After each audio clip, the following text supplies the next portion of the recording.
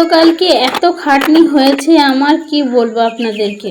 আসসালামু আলাইকুম, হাসিনা লাইফস্টাইল ব্লগে আপনাদের জানেন গতকালটা আমার একটুকুও ভালো যায়নি। অবশ্য কারণটাও কালকের আগের দিন এত পরিমাণে রাত্রিবেলায় বৃষ্টি হয়েছিল আর এত পরিমাণে ঝড় হয়েছিল, পুরো গাছপালার পাতা লতা এসে আমাদের বাড়ি পড়েছিল। ওখানে পুরো পানি ভর্তি হয়ে গিয়েছিল। আমি রাত্রেবেলা তো সেরকম বেরিনি, জাস্ট মোবাইলে তো আমি পুরো অবাক হয়ে গেছি যে এত নোংরা আমি কতক্ষণে পরিষ্কার করব একটা ছোট বাচ্চা নিয়ে। পরে ভাবতে ভাবতে মুরগিগুলো ছেড়ে খেতে দিয়ে লেগে পড়লাম আমি কাজে। আর বাড়িটা তো ছোট না, অনেকটাই বড়, ঝাড় দিতে অনেকটাই টাইম লাগে। তার উপরে ইট পাড়া থাকলে তো নোংরাগুলো যেতেই চায় না, ইটের ফাঁকে ফাঁকে ঢুকে পড়ে। আমরা ইটে এখনো প্লাস্টার করিনি, এমনি জাস্ট পেরে নিয়েছি। তবে আমার এখন মনে হয় ভালোভাবে পেরে নিয়ে প্লাস্টার করে নিলে ভালো হতো, তাহলে ঝাড় দিতে অন্তত সুবিধা হতো এই বর্ষার দিনে।